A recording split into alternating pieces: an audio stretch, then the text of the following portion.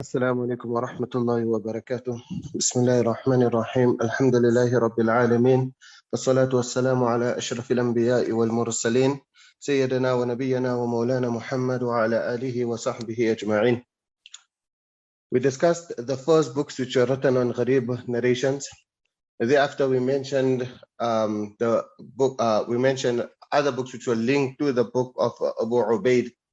Moving on, Ibn Hajar rahmallah says, وَأَجْمَعَ مِنْهُ كِتَابَ أَبِي عُبَيْدَ الْهَرَوِي. A more comprehensive book is the book of Abu Ubaid al-Harawi. So the name of the first author is also Abu Ubaid, and the name of this author here is also Abu Ubaid. When a person makes itlaq, and he only says Abu Ubaid, then it refers to the first author. For this author, a person will have to add the word al-Harawi. So his name is Ahmad ibn Muhammad al-Harawi. He was a contemporary of Allama Khattabi rahimahullah, and he passed away in the year 401 Hijri. Ibn Hajar rahimahullah says, وَأَجْمَعَ مِنْهُ. So he used the word minhu. The marja of the dhamir in the word minhu could either go back to Ibn Qudama or to Ibn Salam. So Mullah al-Qari says, A min kitab ibn Salam, ajma'a min kitab ibn Salam, wa huwa ansab. It's more appropriate if we say that it's linked, it's linked to the book of Ibn Salam. So that means this book is more comprehensive than the book of Ibn Salam. Or min kitab ibn Qudama wa huwa aqrab. Or if you undergo strictly with the principle that the dhamir goes back, it goes back to the closest, then it would go back to Ibn Qudama rahimahullah. So it's a more comprehensive book. Sheikh Ibrahim al-Lahim says وهذا غير مستغرب لأنه متأخر عن أبي عبيد الأول جدا. It's not far-fetched, it's not something to be surprising. He came 2 centuries after the first Abu Ubaid. So obviously by now, imagine how many new words are going to be considered as Gharīb. That with the passage of time, dialects change and the language, the choice of words change. So obviously there's going to be now more words which were unknown, and therefore he gathered many more words. Besides being more comprehensive, he was also the first to arrange the book according to the letters of the alphabet. Because all those who wrote before him, they did not arrange their books according to alphabet. They didn't put it in an orderly manner. And remember, Ibn Qudama, he only came a century and a half later. So this was the first book on the planet at that time, which was perfectly arranged, the first book on Gharīb narrations. And then the third distinctive thing about this book is that he gathered the difficult words of the Quran and the Hadith. So Allama ibn Athir rahimahullah, he mentioned about this book, ثم إنه جمع فيه من غريب الحديث ما في كتاب أبي عبيد وابن قتيبة وغيرهما ممن تقدمه من مصنف الغريب مع ما أضاف إليه مما تتبعه من كلمات لم تكن في واحد من الكتب المصنفة. That he gathered the books which were in those in the earlier books, and he also added new words. So Abu Ubaid al-Harawi, he was he maintained sequence between the alphabets. Like first he brought alif, then ba, then ta, and then also under each alphabet there was sequence there. So first it's alif, and then if the second word is a alif, or if the second word is a ba, the second word is a ta. Then looking at the third letter. So in this way there is lots of tartib in his kitab. This book was first printed in 1970 in Cairo with the name Kitabul Gharibain, Gharībai al-Qur'an wal-Hadith. That was with the tahqiq of Muhammad al-Tanahi. In 1985 it was printed with the same name in India. It was under the supervision of a female, Takura Sayyida Mahrun Nisa. And it was also printed by Maktaba an-Naḍar Mustafa al-Baz with the tahqiq of Ahmad Mazid al-Faridi. And this copy has the name Al-Gharibaini fil Qur'ani wal Hadith. It is in 6 volumes, and it has around 2,200 pages. And it's also printed by Maktabatul Al-Qariya, etc. وقد اعتنى به الحافظ أبو موسى المديني فنقب عليه. So Abu Musa al-Madini, he concentrated, he focused on this book of Abu Ubaid al-Harawi, and فنقب عليه. So he was born in, his name is Muhammad ibn Umar al-Isfahani. He was born exactly a century after the author's death. He was born in 501 and he passed away in 581. So he edited this work, he scrutinized it, and he added a lot more, and he kept the same sequence. So Ibn Hajar uses the word نقب عليه وأصل التنقيب التفتيش عن الشيء والبحث عنهم. That, you know, when you go and you scrutinize something and you really look through it. Al-Malaqani rahmallah says فتش على أمور زل فيها أو فاتته. He done a total scrutiny, looking that did he maybe make any mistake, did he commit any error, or which words did he miss out. وَاسْتَدْرَكَ, and likewise he added on. So Al-Malaqani explains that this here is a atf tafsiri, because if you take in the word naqaba to mean all, that he added on, then wastadraka. So Mullah Ali Qari explains that zada alayhi bi ashya, he added many additional words. So again, when we speak about adding and increasing, then it's not because of any fault or shortcoming of the initial author. The first author, he could assume that he gathered everything, all the words which were Gharīb in his time. But then with the passing of time, different words could have become Gharīb. We're mentioning that Abu Musa al-Madini, he was born only 100 years after the demise of Abu Ubaid al-Harawi. So over that whole century, how many words now became less frequently used and therefore unknown? Or like we say, that maybe the words could have been prevalent in one area and not prevalent in another place. So basically this whole thing about Gharīb is Amr Nisbi, that each author added what he felt was Gharīb. So probably if Abu Ubaid al-Harawi, say maybe if he had to get a copy, if he had to come up from his grave and look at a copy of this book, he would have said, but these are not Gharīb words which you are adding on here. It's so clear, so emphatic words, everybody knows. Looking at the flip side of it, there are many words which are in these books which are no more Gharīb. People now know the meaning of it to such an extent that even non-Arabs like us, we could easily understand those words the first time we read it. So no one can now write a refutation and say that this author added words which he's claiming is Gharīb, but even a beginning student of Arabic will be able to understand those words. No, because in his time, in his community, probably those words were Gharīb, and now it's no more a Gharīb. So this book of Abu Musa al-Madini, it's printed with the name Al-Majmu' al-Mughīth fi Gharībai al-Qur'an wal-Ḥadīth. Obviously, he's working on the book of Abu Ubaid al-Harawi, which gathers from Quran and Hadith. So therefore, this here is also fi Gharībai al-Qur'an wal-Hadīth. It was printed by various different publishers. It was also published by Jami' al-Qura with the tahqiq of Abdul Karim al-Isbawi. Then Ibn Hajar rahmallah says, وَلِلزَّمَخْشَرِ كِتَابٌ اسمه الفائق حسن الترتيب.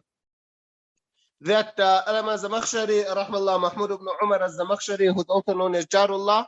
So he was born in 467 and he passed away in 538. You probably know about him because of his tafsir, ما فهم القرآن إلا الأعرجان الأول من الزمخشر والثاني من الجرجان. So besides his tafsir, he also authored an excellent book in this field which is titled Al-Fa'iq. And this book was printed in 1947 by Matba'a Isa Halabi. Thereafter, there were lots of other different books of this print. Amongst others, you have the Darul Ma'rifah print, or the Tahqiq of Ali Muhammad al-Bijawi, and many other prints. So Ibn Hajar rahmallah praises this book for being in a good systematic order. Ulama Munawi rahmallah, he describes this book as, he says, Hasanu Tartib Baligh al-Ibara, that it's even the choice of words, etc. But now, the flip side is that this book is not very easy to use. So Alama Ibn al-Athir rahmallah, he said, وَلَقَدَ صَوَادَفَ هَذَا الْإِسْمُ مُسَمَّى. That Al-Fa'iq, yes, this book does surpass the earlier books. وكشف عن غريب الحديث كل معنى ورتبه على وزن اختاره مقفى على حروف المعجم. But then he says ولكن في العثور على طلب الحديث منه كلفة ومشقة. He wrote it like something which poets could easily use. So a student who's specializing in hadith, he might not find such ease in using it. وإن كانت دون غيره من متقدم الكتب. So why? Because he basically based it on qafiya, etc. So that's the only point of that book. Allama Munawi rahmallah then mentioned the scholar who came after Allama Zamakhshari rahmallah, and he also wrote, but Ibn Hajar rahmallah did not mention about him. So he says, ثم عبد الغافر الفارسي كتابا سماه مجمع الغرائب. So he wrote his kitab مجمع الغرائب. He passed away in the year 529 Hijri. And then Ibn Hajar says, ثم جمع الجميع ابن الأثير في النهاية وكتابه أسهل الكتب تناولا مع إعواز قليل فيه. قاضي عياض, who passed away in the year 544, he also wrote a book just before this book of Ibn al-Athir. That book was called مشارق الأنوار على صحاح الآثار. Then Ibn Hajar says, ثم جمع الجميع ابن الأثير. That Ibn al-Athir rahmallah, he gathered from all the books which came before him. So you know Ibn al-Athir, Abu Sa'adat Majduddin Mubarak, Ibn Muhammad al-Jazari. So he was between 544 to 606. So he wrote the greatest book in this field. An-Nihaya was written to explain the difficult words in hadith, but it excelled and it became so great that it could actually just be used as a dictionary.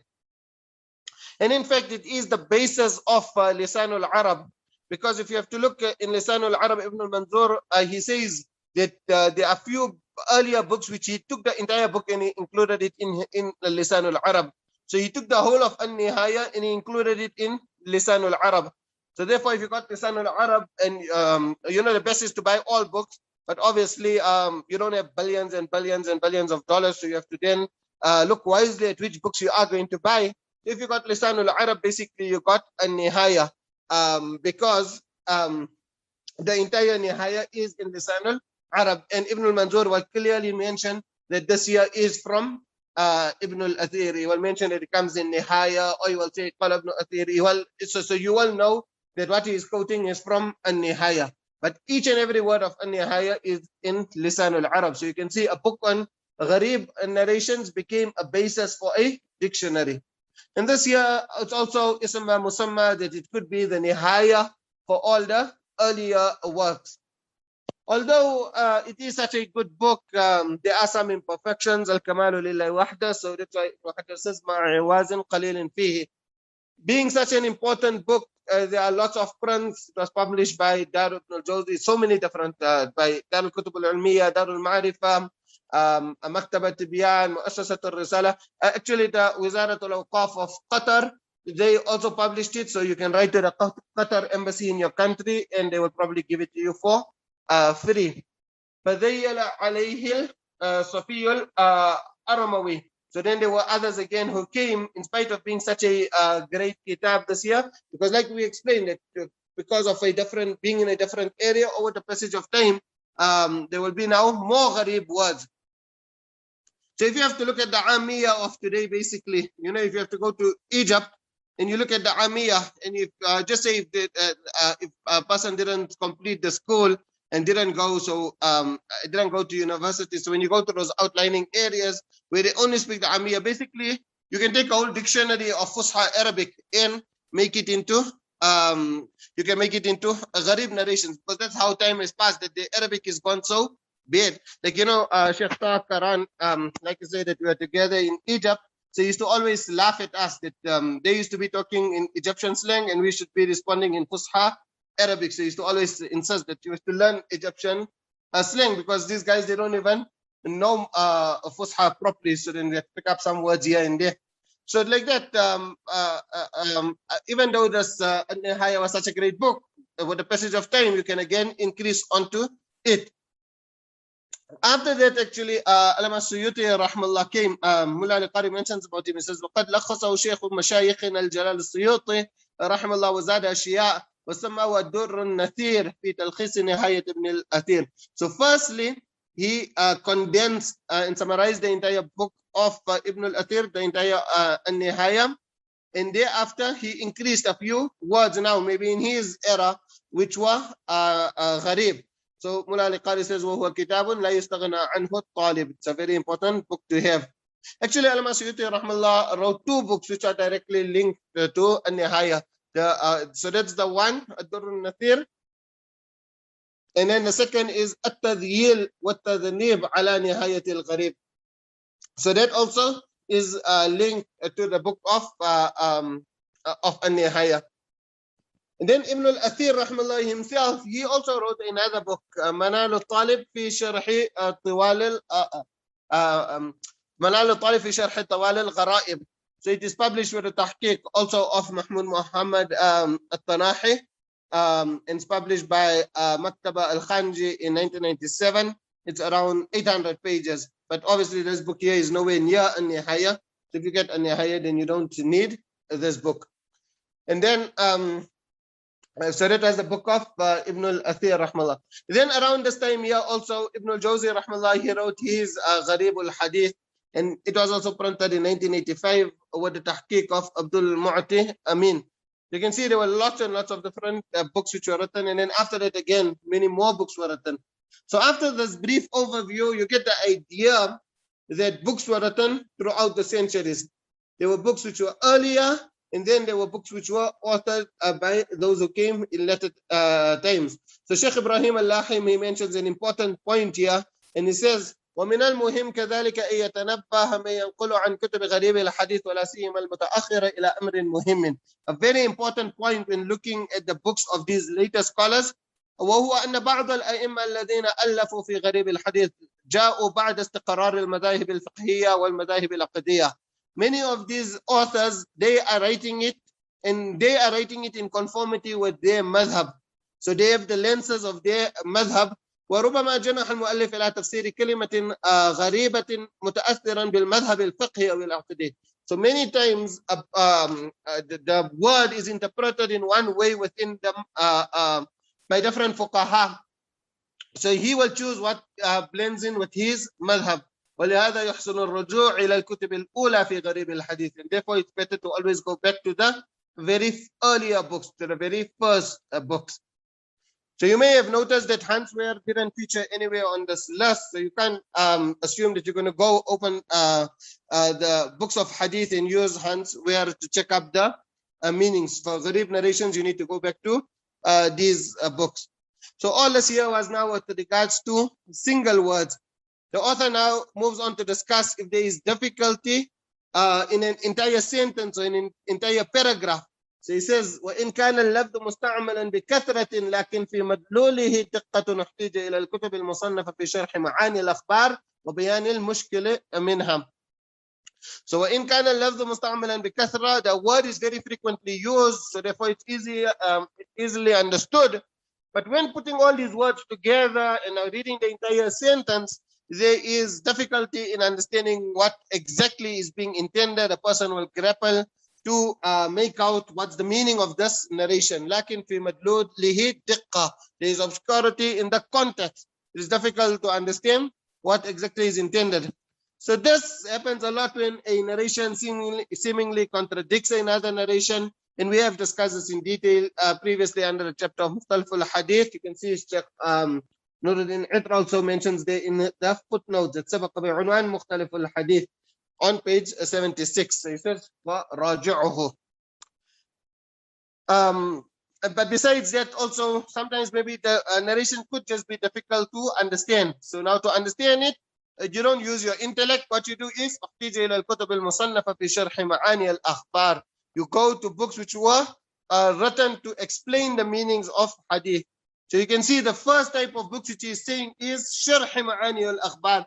That means commentaries of hadith. وكفى بها كثرة. You know how many hundreds if not thousands of commentaries there are. وبيان المشكل منها. And then there are other books which very particularly just mention those narrations which are mushkil, which are difficult to understand. It's called the whole science mushkilul hadith. And like we said that we have discussed all of this here previously. وقد أكثر الأئمة من التصانيف في ذلك. Many scholars have written, especially when you're looking at the general shuruhat, then you know that now there are so many commentaries of hadith. So he's saying that you can refer to all of that, but he particularly makes mention of 3 names here. So he says Tahawi, that like Imam Tahawi rahimahullah. This is the second time he's referring to the book of Imam Tahawi in Nuzha an-Naḍar. So you can see that this book of Imam Tahawi, Sharh Mushkil al-Athar, and even Sharh Ma'ani al-Athar, both of these here will explain to you ahadith which are difficult to understand. Al-Imam Munawi rahimahullah says kitaban hafilan. Likewise, wal Khatabi. So Al-Imam Khatabi, he didn't write in Mushkil al-Athar, rather he wrote commentaries. So he wrote the commentary of Sahih al-Bukhari, and he wrote the commentary of Sunan Abi Dawud. So his commentary of Sahih al-Bukhari is called A'lam al-Hadith fi Sharh Sahih al-Bukhari. It is printed in 4 volumes and around 2,800 pages, and it is published by Jami' al-Qura. And from all commentaries of Sahih al-Bukhari, this here is from among the very first which is printed. And then his commentary of Abu Dawud, Ma'alim Sunan, that there is also very popular.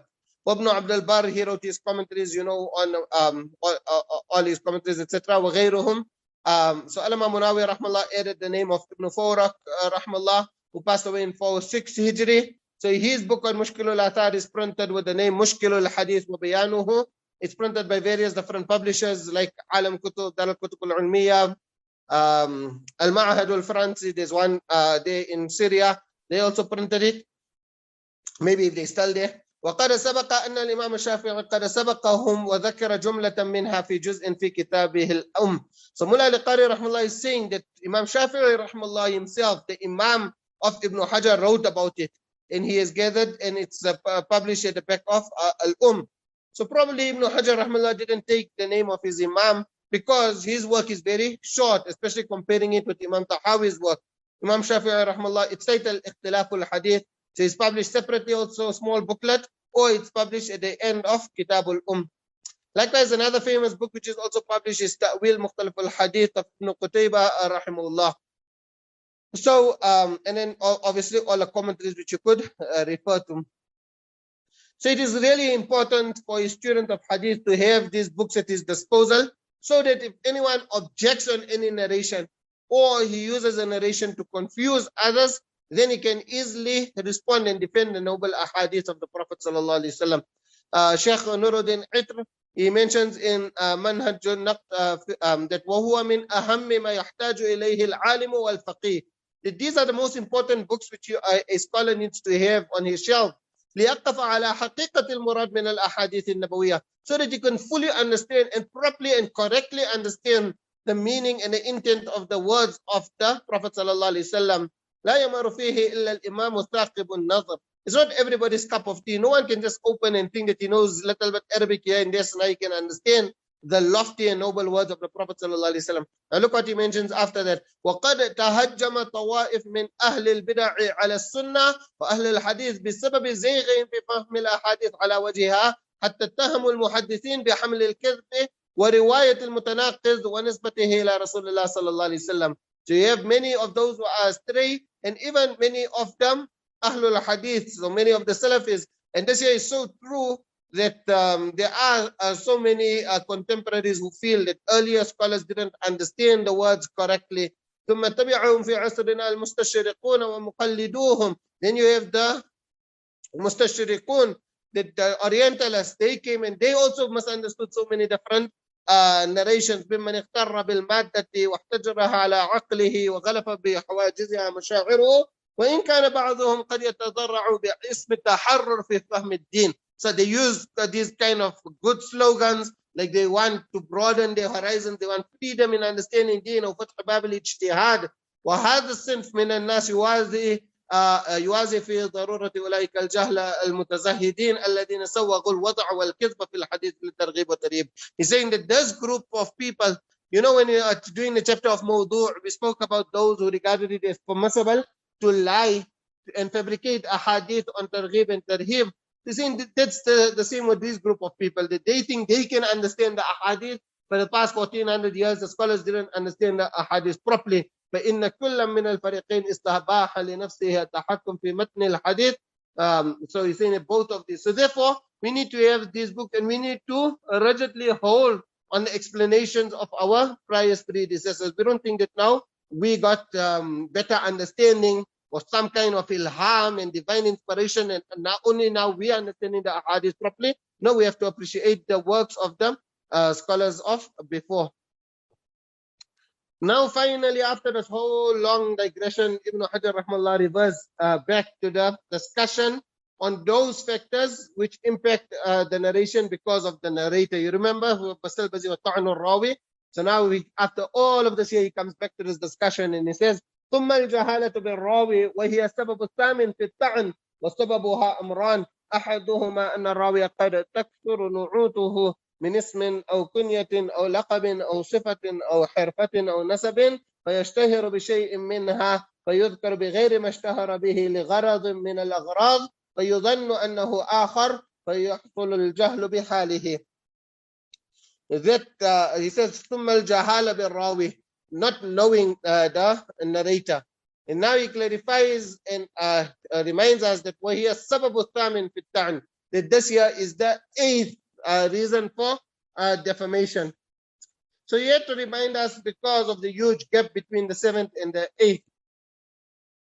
A point to note here is that you can see he's using the word sabab, but for the earlier points he used the word qism, and right in the beginning he used the word ashiya. So therefore Kamal ibn Abi Sharif said that وَكَانَ يَنْبَغِي أَن يَقُولْ وَهِيَ الْقِسْمُ الثَّامِنُ مِنْ أَقْسَامِ الطَّعْنِ. Here also he should have rather used the word qism, but you can translate it, it's the 8th point, it's the 8th category, it's the 8th type, whatever you want to call it. So nevertheless, this 8-point category type is called jahala. That means we don't know the narrator and we don't know his status.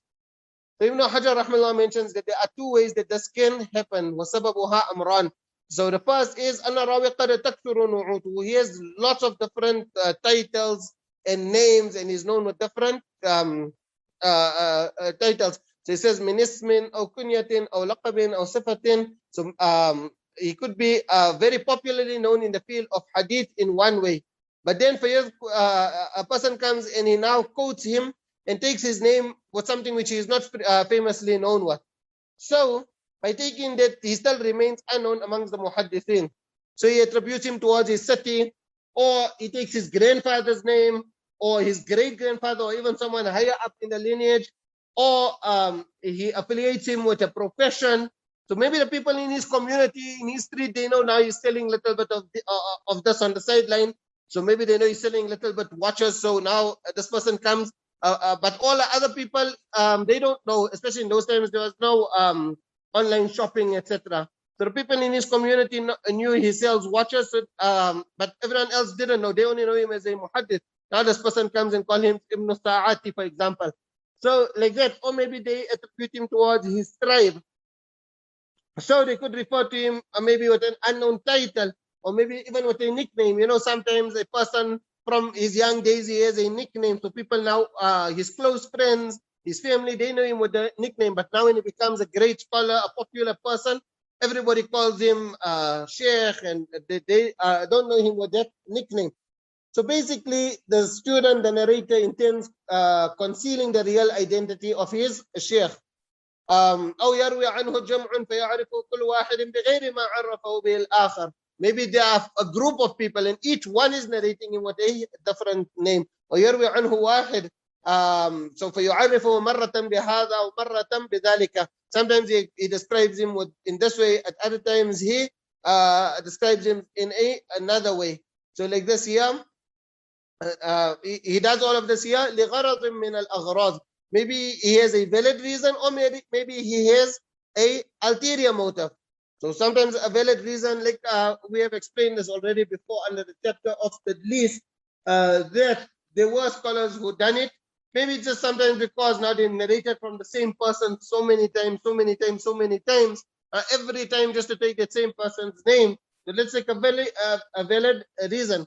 Or maybe they had an invalid reason, because like you're saying that the list was one of the primary reasons which were used for this. You remember it was called تدليس الشيوخ. وأكثر ما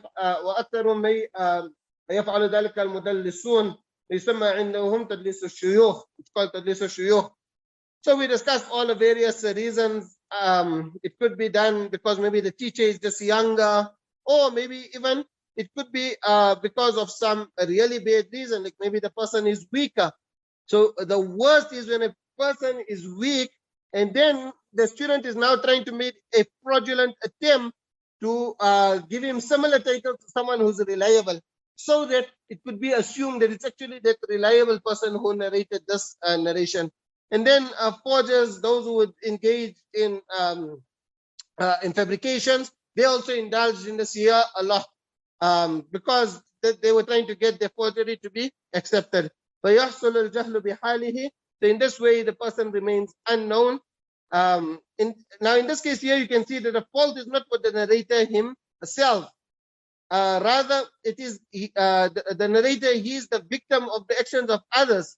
But the narrator himself might be reliable, like we're saying, maybe he could just be younger.